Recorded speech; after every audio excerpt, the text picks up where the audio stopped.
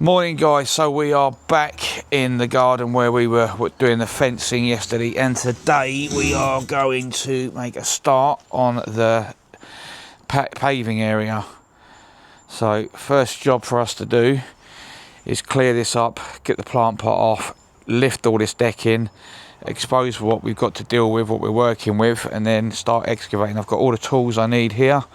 So we've got rakes, spades, shovels, pickaxe. We've got our ground pounder, which is just a massive metal weight on the end of a pole. So we'll be using that to compact the ground. For the size of the area and the amount of work that's involved, we're not going to go to the extreme of getting a whacker plate, because it's not a heavy traffic area. As long as we dig down at least 100 mil, get a good 70 mils worth of type 1 in there, some membrane, get that compacted with the whacker with our little pumper plate, and then some sand and cement with the cement mixer tomorrow, lay the slabs. Hopefully they come nice and early. Client has asked us to do one more bit of fencing. Now we weren't aware yesterday, we assumed that last fence we did was actually the neighbours. Unfortunately for my client, every fence in his property is his. Sod's law. But some of you remember yesterday we did this bit of fence here and we patched up that little bit because we thought that was the neighbours. It's actually not. This is my client's fence, and as you can see here, it's actually an arris rail missing because it's rotted away. So we're going to take all this trellis down later. We're going to de-nail that with a grinder rather than try and knock the nails out and do damage to the feather edge. And then we're going to get another length of arris rail, just patch it in with some repair brackets and just re-nail it. Just as a repair job on that as well today. And we've got some odd jobs here and there we've got to get done as well, because obviously that's not going to take us all day to dig that out and get the type 1 in. So without further ado, we're going to lift that out and start excavating. We'll see you in a bit. Okay, so after yesterday having a fairly easy day, today's turning into a bit of a mare. Nothing we can't work out, nothing we can't get round, but I'm not a landscaper. I'm only doing this because he's a regular customer and he just wants something to make this a better area for him to get in and out of his shed.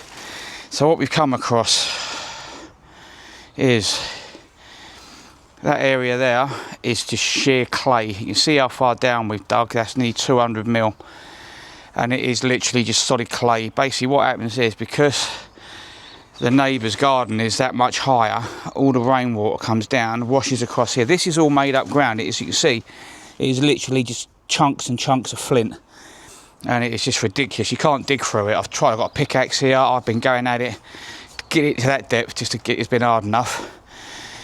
So what we decided to do, the client's got some ballast here that was left over from another job. Not all of that. That's mainly rubbish that we've taken out. That's how much. That's not even the half of it. A lot of it's in the back corner there, back filled up over there with some of the topsoil.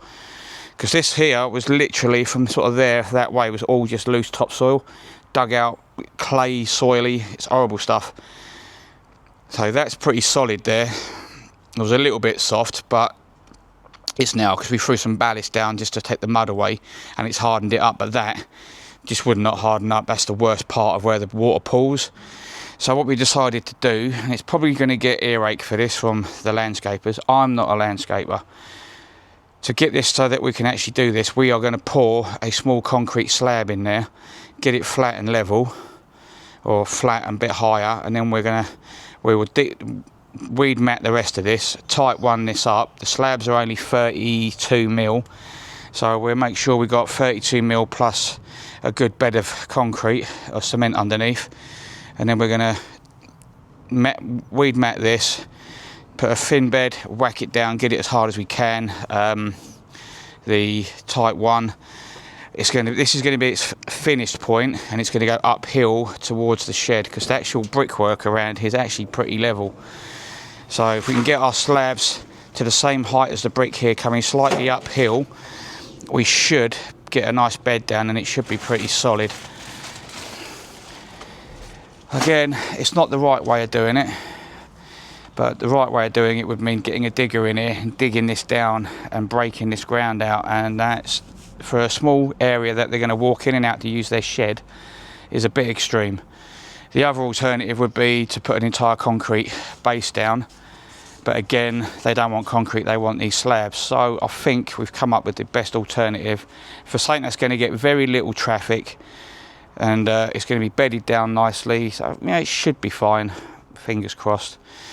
Client's happy with what we discussed, so that's what we're going to go with. We are not going right up to the fence.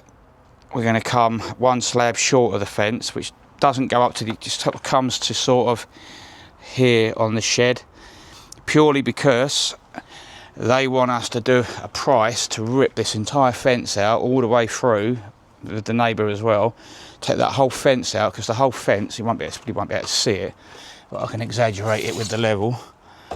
This is how far out the fence is, you know. So I put this fence in probably 10 years ago, and like I say, because next door's ground is so much higher, all the rain and the wind has, over time, because these are concrete posts, so over time it's pulled the fence this way. So the plan is we're going to rip this fence out, we're going to put concrete posts in, because the ones that are in it are 3 meters apart. So we're going to put more posts in, closer together, deeper into the ground, with concrete gravel boards to help hold the soil back.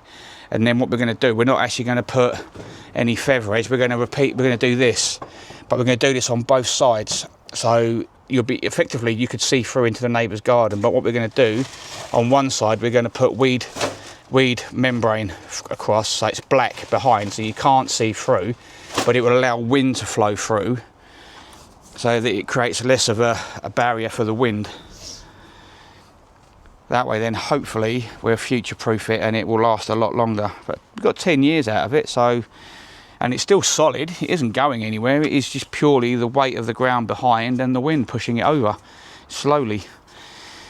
But these are the things we have to deal with. I did suggest taking it out completely, digging down, putting a footing in and putting a small retaining wall in, and then some sort of fencing afterwards.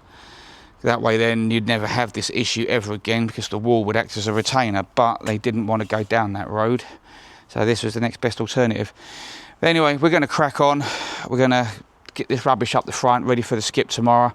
And then I'm going to go off, get some weed mat and some cement and a load of sharp sand and a load of type 1, and get back and get this prepped ready for the slabs tomorrow. Fun and games, guys, fun and games. Okay, so we've gone as far as we're going to go today. I know the videos haven't been brilliant, but it's been a bit of a stressful one. So what we've done, as you can see here, we've got massive area. Even though it looks like it's type 1, it's not. You can see the concrete there, but that concrete actually goes right around. And then all we've done is, because we didn't quite have enough ballast, we've just raked the type 1 over. So that'll be gone off tomorrow, and that'll be rock hard. Everywhere else is solid and it's all type 1, reasonably level. We've whacked it down the best we can with my little thumper, which is like a little metal square on a handle with a big weight on the end. Because obviously that ground over there is solid as it is not going to go anywhere. And by the time I've got a 10-15 mil bed of cement under there, and we've primed the back of the slabs, we should be half decent. And we've run down there with a bit of water and a brush just to scrub that up, just to get the mud off.